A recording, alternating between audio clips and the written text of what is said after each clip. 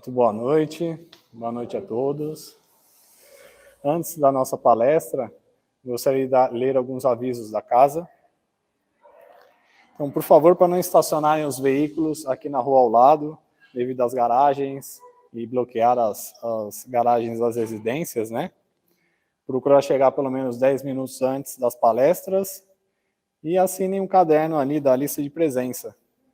Quem precisar pode pegar um cartão numerado ali para os passes ou entregar a própria ficha de tratamento. Solicitamos gentilmente que desliguem os celulares e os aparelhos eletrônicos e antes do início dos trabalhos, por favor, né, se manter em silêncio, em prece, lendo alguma leitura edificante. Isso ajuda na vibração do salão e no preparo para os trabalhos da noite. Informe na entrada se existe algum tipo de impedimento de locomoção. Assim, o passista pode ir até o lugar onde vocês se encontram para aplicar o passe. Lembrando também na nossa campanha Alta de Souza, a campanha do quilo, onde arrecadamos alimentos para a cesta básica que são distribuídos sempre ao final do mês para as famílias necessitadas. E também agora no inverno estamos arrecadando cobertores e roupas para as pessoas que estão em situação de rua e precisando de um agasalho, de uma roupa mais quentinha. Os trabalhos da casa, eles são às quartas-feiras, às 2h30, e às quintas-feiras, às 20 horas. Os trabalhos abertos ao público. Lembrando também do COEM, do curso de orientação mediúnica, que ocorre às segundas-feiras, às 20 horas. E também do trabalho de evangelização infantil, às quintas-feiras, às 7:50, crianças de 5 até 17 anos. Então, neste momento, gostaríamos de cerrar os nossos olhos, elevar o nosso pensamento ao nosso Mestre Jesus, que tanto nos inspira e nos ilumina. Sintonizando agora com os mentores da casa, gostaríamos de pedir licença e rezar a oração que o Mestre nos ensinou, o Pai Nosso. Pai nosso que estais no céu, santificado seja o vosso nome. Venha a nós o vosso reino, seja feita a vossa vontade, assim na terra como ela é feita no céu. O pão nosso de cada dia nos dai hoje. Perdoai, Senhor, as nossas dívidas, assim como procuramos perdoar aos nossos devedores. E não nos deixeis cair ante tantas tentações, mas livrai-nos, Senhor, de todo mal, que assim seja, graças e graças a Deus.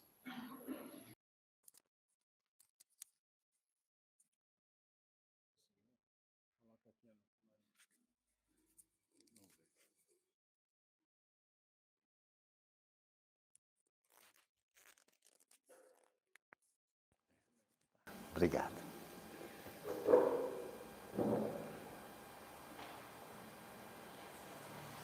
Amados irmãos, boa noite, mas boa noite mesmo.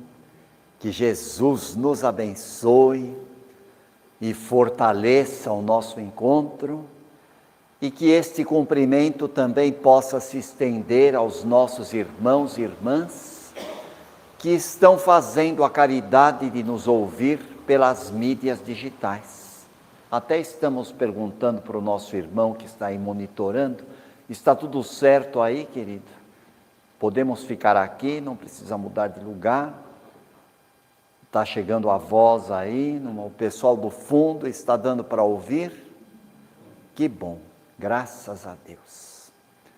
Então hoje, meus irmãos, nós estamos aqui mais uma vez, numa assembleia um tanto reduzida quanto ao número de componentes encarnados, mas muitas vezes também, meus irmãos, essas assembleias reduzidas, elas acabam facilitando mais a atuação do plano espiritual para nos atender. Os espíritos amigos, eles têm condições de nos oferecer uma assistência mais individualizada, um atendimento mais particularizado. Não que nas outras vezes, quando o público é maior, eles não fazem isso. Eles fazem. Só que hoje, pelo fato de nós estarmos aqui num número menor de pessoas, isso possibilita aos amigos espirituais que eles possam nos atender de uma maneira mais intensa, se atendo mais individualmente a cada um de nós. E por isso é de suma importância que estejamos conectados com Deus, que estejamos totalmente desligados da telefonia celular, porque esses aparelhos perturbam tremendamente o ambiente da casa espírita. É um verdadeiro desrespeito a criatura estar com o celular ligado aqui dentro no transcurso dos trabalhos, porque isso prejudica o nosso atendimento e atrapalha sobremaneira o trabalho dos amigos da espiritualidade. É aquilo que a gente sempre fala, meus irmãos, aqui não é clube, aqui é uma casa de oração. E casa de oração é um ambiente muito delicado, é um ambiente assim, sensibilíssimo, porque aqui os amigos espirituais estão fazendo trabalhos de grande profundidade sobre cada um de nós. Muitas vezes, meus irmãos, nós estamos sendo cirurgiados aqui espiritualmente e nem estamos percebendo. Este que vos fala, os companheiros que nos ouvem, estão sendo alvo do carinho dos irmãos espirituais. Por isso, o mais absoluto silêncio, conversas paralelas, nem pensar, porque a atuação dos amigos espirituais aqui é delicadíssima a nosso favor. E nós precisamos colaborar com o silêncio. E hoje, meus irmãos, nós trouxemos para a nossa exposição da noite uma parábola de Jesus. Faz tempo que nós não estudamos uma parábola do Mestre. E hoje nós vamos fazê-lo à luz da doutrina espírita.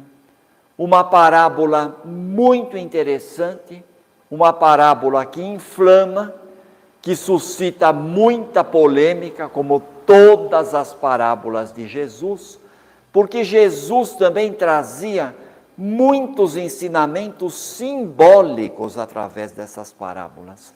Muitas figuras de linguagem que encerram, no fundo, um grande aprendizado para todos nós. E esta parábola, ela está no capítulo 19 do Evangelho segundo o Espiritismo. E esta parábola diz o seguinte: Jesus estava junto com os seus discípulos, estava saindo das cercanias de Betânia.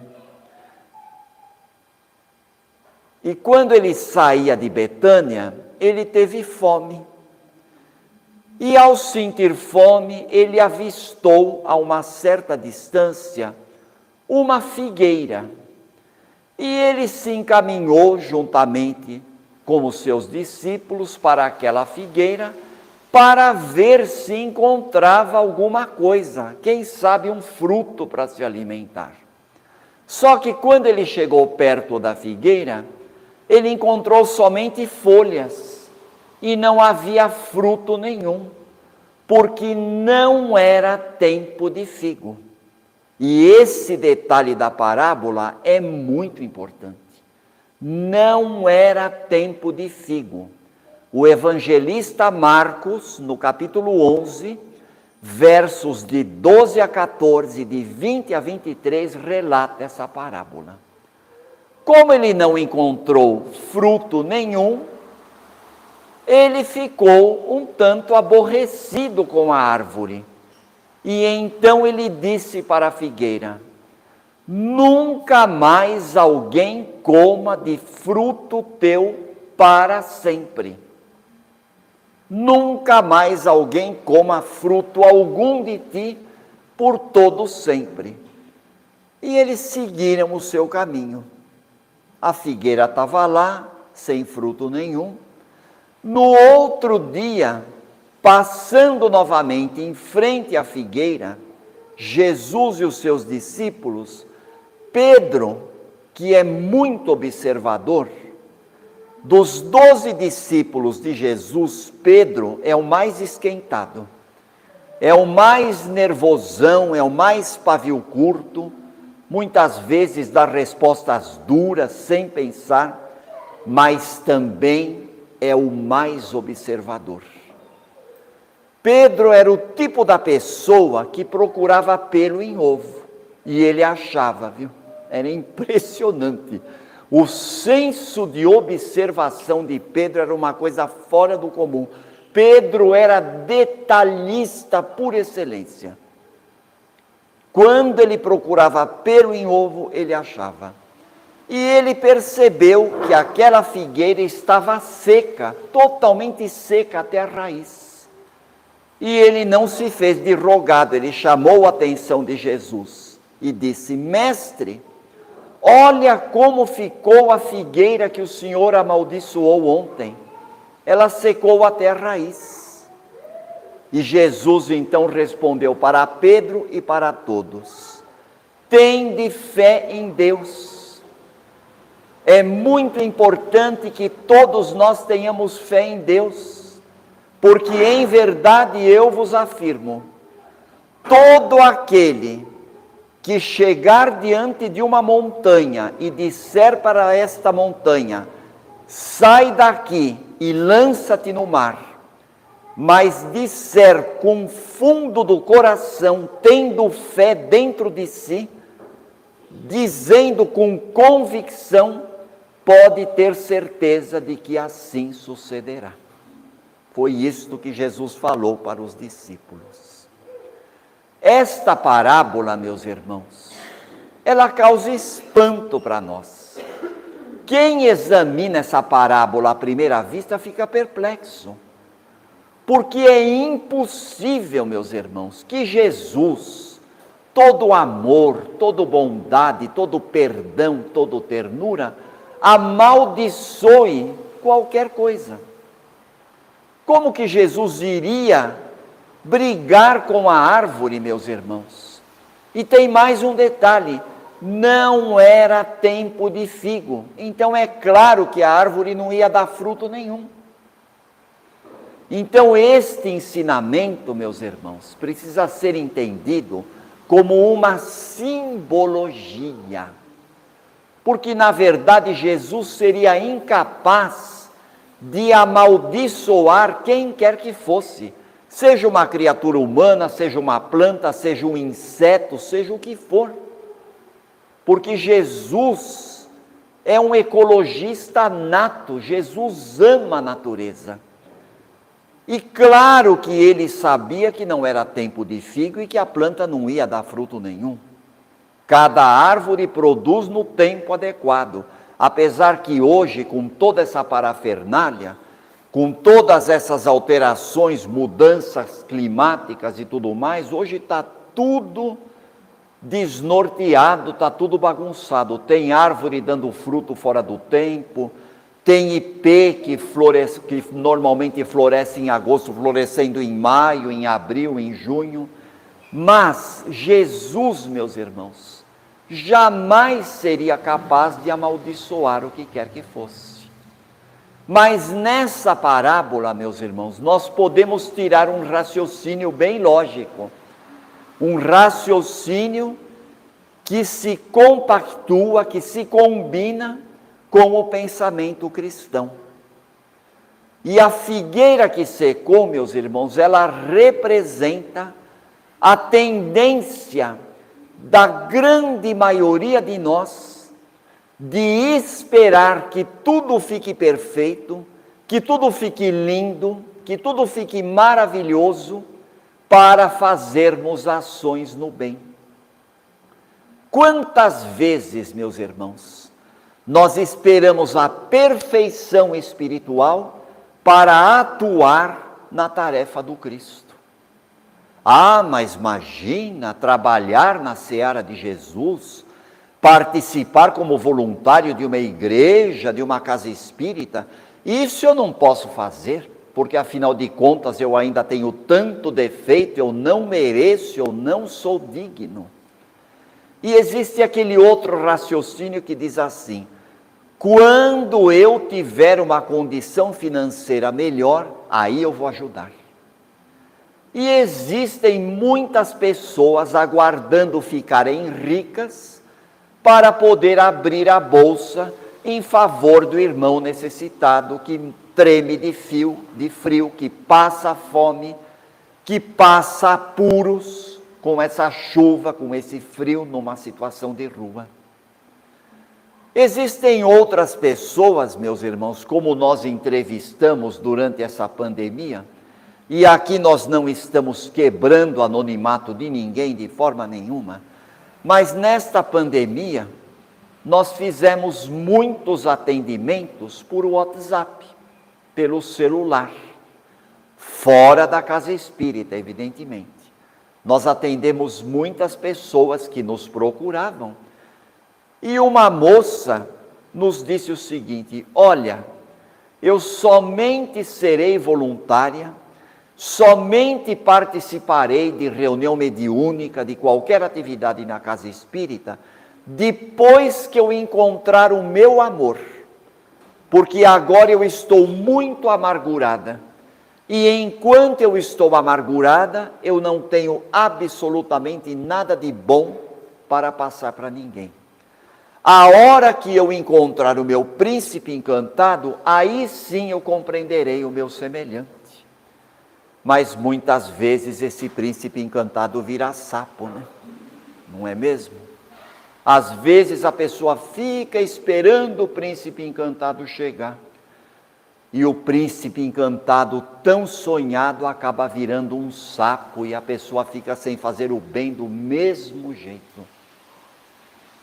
Tem pessoas que trabalham em 2, 3 empregos, e tem aquela clássica desculpa para se afastar das tarefas do bem: eu não tenho tempo.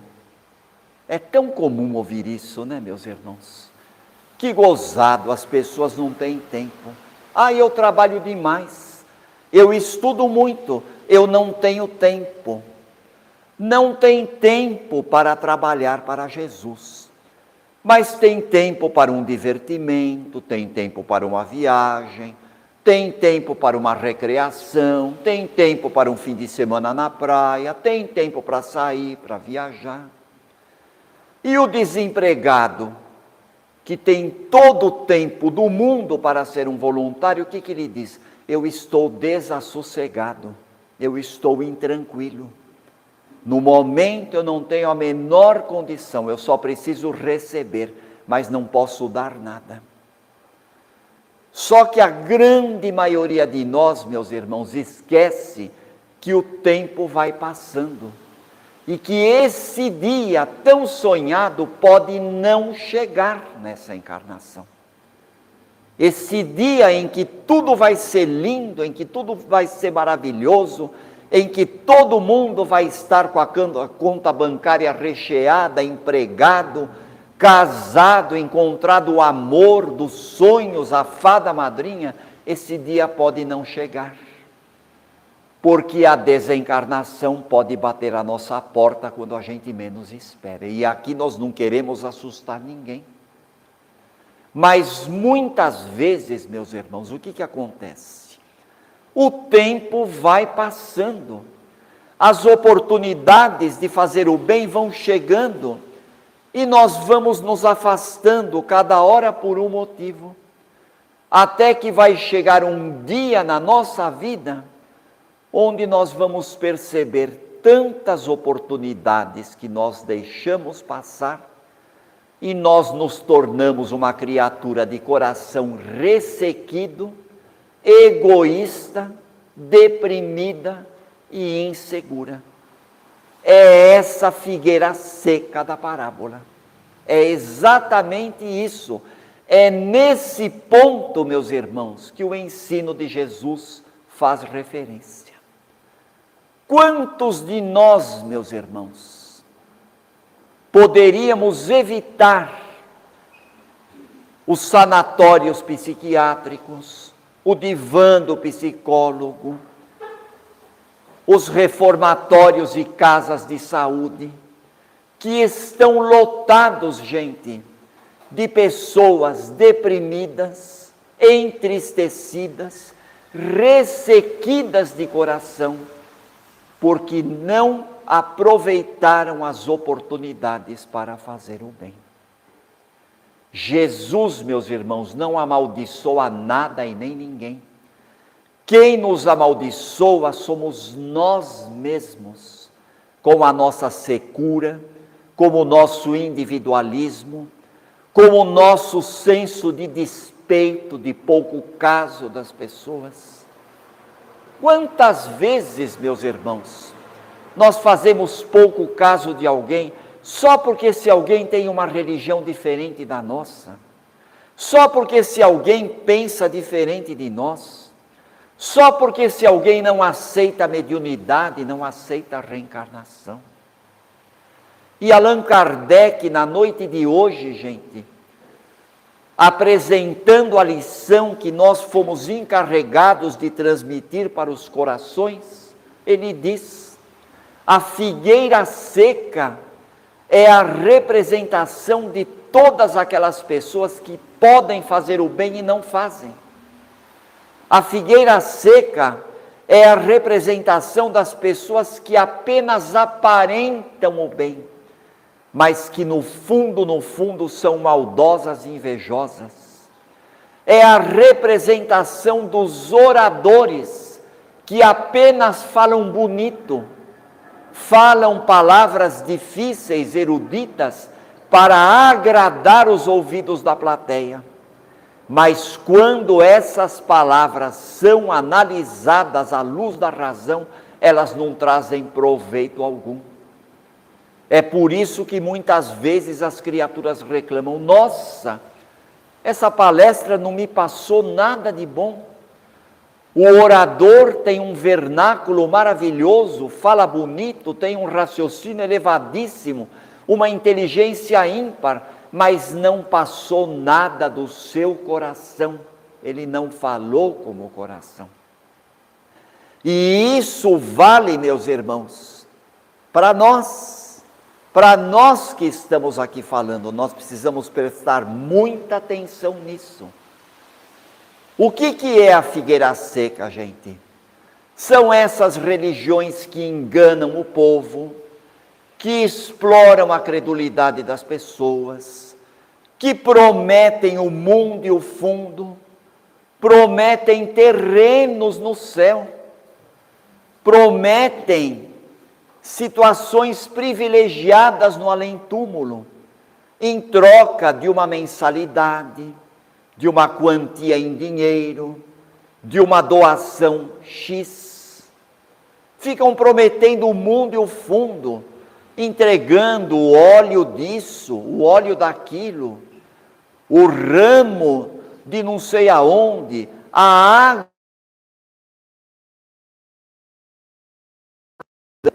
Se as pessoas adquirirem essas coisas, terão uma vida próspera, não terão problema, não terão dificuldade.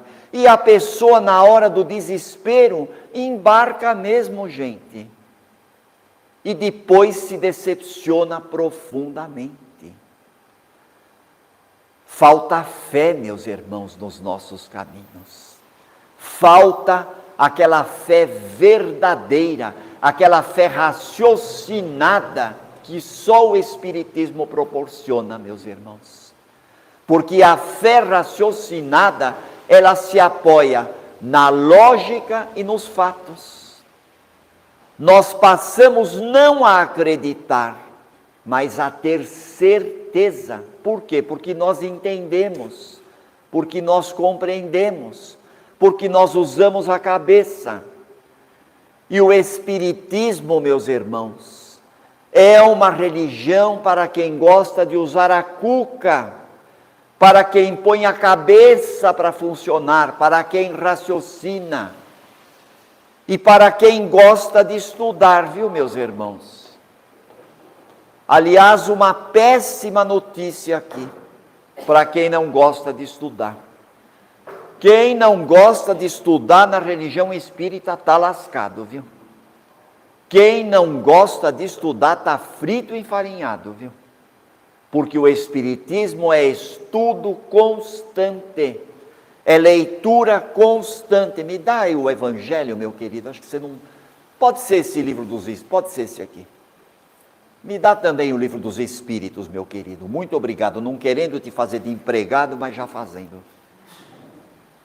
Livros de cabeceira, meus irmãos, devem estar na cabeceira dos nossos leitos, das nossas camas. Leitura diária, obrigatória, um trechinho de cada vez, na sequência, desde o frontispício, olha, desde o frontispício até a última página, vamos lendo na sequência, um pouquinho por dia. Ah, mas vai demorar muito. Não faz mal, não tem importância, demore o que demorar. Vamos evitar, meus irmãos, esse hábito infantil. Ah, eu vou abrir o acaso. A página que cair é o que eu preciso. Diferentes estados de alma na erraticidade. Na casa de meu pai há muitas moradas. Não se turbe o vosso coração, crede também em mim. Crede em Deus, crede também em mim. Na casa de meu pai há muitas moradas. Ai, que lindo! Ai, que lindo! É justo o que eu estava precisando. Aí no outro dia, vamos abrir ao acaso. A lição que eu precisar ouvir é a que o plano espiritual vai determinar. Se o mal é geral, do que se lamentar, quando sois vós que empenharem vos esmagar uns aos outros? Não podeis ser felizes sem benevolência mútua. Não podeis crescer espiritualmente sem a caridade. Não podeis avançar com Jesus sem combater o orgulho. Ai, que emocionante! Que maravilha! Meu Deus, a caridade, o Cristo, o combate ao orgulho, é disso que eu estou precisando. E aí a pessoa chega para nós e diz: seu Hilário, ontem eu abri o Evangelho segundo o Espiritismo ao acaso, caiu justamente no que eu estava precisando. Claro, precisa de tudo que está lá. Vai cair sempre no que nós estamos precisando, porque a gente precisa de tudo, tudo que está aqui. Isso é fé cega, meus irmãos, é fé mística. A fé cega é aquela fé que aceita tudo, sem exame, sem raciocínio. É uma fé que aceita tudo. Ah, mas veio do plano espiritual, nós somos obrigados a aceitar. Espera aí, nós temos uma mensagem aqui, veio do plano espiritual, só porque veio do plano espiritual, nós somos obrigados a aceitar? Olha quem assinou a mensagem, Maria de Nazaré, Nossa Senhora. Mas veja o teor da mensagem, veja o conteúdo. Muitas vezes aquela mensagem não tem nada a ver com Nossa Senhora. Meu Deus, se Nossa Senhora, a mãe de Jesus, está dizendo isso, então a minha avó é bicicleta. Não pode ser. Às vezes tem mensagem, gente, com os maiores absurdos doutrinários, e assinadas por João Evangelista, pelo evangelista Lucas, por Jesus de Nazaré, por Bezerra de Menezes, e são mensagens bizarras, que não tem nada a ver com a valorização da vida, mensagens muitas vezes incentivando a criatura ao egoísmo, e assinada lá por Bezerra de Menezes. Isso só pode ser atribuído a um espírito brincalhão, galofeiro, que está querendo gozar da cara da gente e a gente não percebe. Por isso que a fé raciocinada analisa tudo, meus irmãos. E a fé raciocinada alerta a nossa mente e abre o nosso coração, abrindo os olhos e os ouvidos de todos nós, para que a gente possa prestar muita atenção, meus irmãos. E hoje a mediunidade está presente, muitos médiuns estão trazendo mensagens do plano espiritual. Tem muito médium bacana, viu, gente? Muita gente boa, muito médium sério, trabalhando a benefício da humanidade. E esses médiuns não deixaram de trabalhar nesta pandemia. Podem não ter participado da reunião mediúnica presencial na Casa Espírita, mas continuaram sendo médiuns do amor, médiuns da esperança, médiuns da valorização da vida, através da sua conduta. Muitas vezes até renunciando de coisas que gostam, fazendo renúncias tremendas para ver a felicidade no rosto do próximo.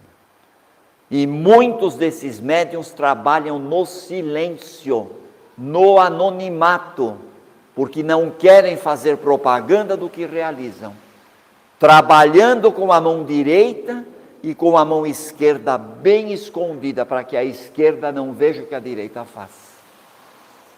Agora, quando nós temos médiuns que cobram pelo que fazem, que exploram as pessoas, que transformam a sua mediunidade em fonte de riqueza material, cobrando um passe, cobrando uma consulta, esses médiuns são sérios candidatos a se ressecarem totalmente. Quando o médium coloca a sua mediunidade a serviço do orgulho, a serviço de coisas fúteis e passageiras, a serviço de caprichos e de interesses pessoais, esse médium vai perdendo a sua capacidade mediúnica. E ele acaba muitas vezes tendo a sua mediunidade suspensa para o seu próprio benefício, porque Deus dá, mas também Deus tira. Tem muita gente tendo a sua mediunidade suspensa para o seu próprio bem, porque está fazendo besteira com a mediunidade. Mediunidade, gente, é para ser colocada a serviço do Cristo, é para ser praticada com Jesus no coração, com respeito pelos outros, com respeito pela vida, com respeito pela humanidade, pela natureza, com respeito a tudo. E esses médiuns que desviam a sua mediunidade da sua finalidade santa, se transformam em figueiras secas até as raízes, porque viram presas fáceis de espíritos atrasados, de espíritos maldosos, que se divertem vendo a ruína do médium e a credulidade do povo sendo enganada por esses médiuns que desvirtuaram a sua mediunidade. Então, o que falta para nós, meus irmãos? Uma fé verdadeira, uma fé profunda, uma fé que troque as fibras do nosso coração, uma fé que esteja apoiada na compreensão, porque a verdadeira fé é aquela que compreende. Ela acredita, ela aceita, porque ela primeiramente compreendeu. E ela não mais aceita, não mais acredita, ela tem certeza. É por isso, meus irmãos, que logo no frontispício do Evangelho segundo o Espiritismo, o frontispício de uma obra é a primeira página de uma obra. E aqui está escrito, olha, fé inabalável é somente aquela que pode enfrentar a razão face a face em todas as épocas da humanidade. Essa é a fé verdadeira, uma fé que não se impõe para ninguém, porque ela mesma, por si só, ela se justifica. A fé, meus irmãos, ela não se prescreve, é verdade. Ninguém pode receitar fé para alguém, mas ninguém está proibido de adquirir a fé. E é na luta da vida, nas experiências pelas quais nós estamos passando, nos testemunhos do dia a dia, com o auxílio do Espiritismo, nós vamos adquirindo a fé, nós vamos fazendo a fé crescer dentro do nosso coração. E a fé vai se transformar num verdadeiro dínamo, impulsionando a gente cada vez mais para a frente e para o alto, porque a vida é um eterno para a frente e para o alto. E para a frente e para o alto nós encontramos quem? Jesus de Nazaré, que nos leva à verdadeira compreensão dos seus ensinos, porque ele, efetivamente, jamais amaldiçoaria uma árvore, jamais amaldiçoaria quem quer que seja, porque Jesus é todo ternura, é todo perdão, é todo amor, é todo fraternidade. Vejamos na figueira seca um ensinamento simbólico para verificar o que acontece com cada um de nós quando o desânimo e a falta de vontade de viver toma conta de nós.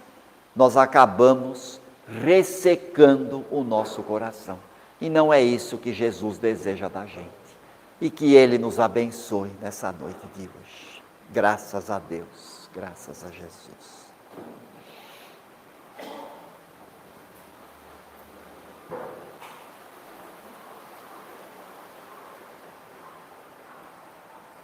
E agora, meus irmãos, nós vamos... Escuta, Haroldo. Haroldo ou João, o passe já está sendo aplicado lá na salinha, querido? Está, né? Então vamos nos preparando para o segundo momento do nosso trabalho, gente. A hora do nosso tratamento espiritual que a gente espera com tanta ânsia, não é mesmo? Momento do passe. E é um momento muito importante, porque é o jorro de energias que nós vamos receber dos amigos espirituais, dessas equipes amoráveis desta casa, que aqui estão cuidando de todos nós. E agora essas mesmas equipes vão conosco até os nossos lares. Vamos abrir portas e janelas, acender as luzes, encher de flores todos os cantos e recantos do nosso lar. Vamos mostrar o nosso lar para esses amoráveis irmãos espirituais, para que ali eles possam fazer uma fluidificação de amor, de equilíbrio, de compreensão, de fraternidade, abençoando a todos os nossos familiares que lá ficaram. E com essas mesmas equipes espirituais, nós vamos agora para aqueles outros lares onde os nossos irmãos vivem em desarmonia. Vamos mentalizar essas famílias onde há muita violência, agressão verbal descambando para agressão física, irmãos que ainda não compreenderam a mensagem da valorização da vida. Vamos mentalizar esses irmãos sentados ao redor de uma mesa, tomando uma refeição, assistindo a um bom filme, ouvindo uma boa música, e o Evangelho de Jesus bem aberto, fortalecendo a todos esses corações, para que esses lares possam ser reconstruídos em bases de amor. Nesse momento, nós vamos agora, com essas mesmas equipes espirituais, aos nossos locais de trabalho, rogando a esses irmãos que possam também fortalecer o nosso local de trabalho, nossos superiores, nossos subordinados, principalmente aquele colega de trabalho, aquele chefe, aquele subordinado ou aquele superior, com os quais nós temos as maiores dificuldades de relacionamento. Vamos envolver essas criaturas, mentalizando uma relação de amizade com elas. Vamos oferecer flores para essas criaturas. E os amigos espirituais vão higienizando o nosso local de trabalho. E neste momento, meus irmãos, nós aproveitamos para envolver os nossos irmãos que precisam trabalhar. Vamos mentalizando currículos sendo enviados, entrevistas sendo agendadas, frentes de trabalho sendo abertas, para que mais e mais irmãos possam aproveitar a oportunidade de trabalhar, ganhando o seu pão de cada dia honestamente. E agora nós vamos mentalizar, meus irmãos, aquelas pessoas cujos nomes estão nesses pedaços de papel que foram colocados sobre a nossa mesa de trabalho. E essa mesa está linda, gente. Está linda a nossa mesa de trabalho na noite de hoje. Todos esses nomes estão sendo atendidos carinhosamente pelos amigos da espiritualidade. E quem tem algum parente, algum vizinho, algum colega de trabalho que pediu uma oração, mentaliza agora, nesse minuto, essa pessoa, na certeza de que ela está recebendo o auxílio espiritual. E assim vamos agradecendo, meus irmãos, aproveitando esses instantes para vibrar por nós mesmos, que também somos profundamente carenciados do amor de Jesus. E agradecidos por esse momento de vibração, pela primeira parte dos nossos trabalhos, nós vamos agora, mais uma vez, dizendo obrigado, meu Deus, pela noite de hoje.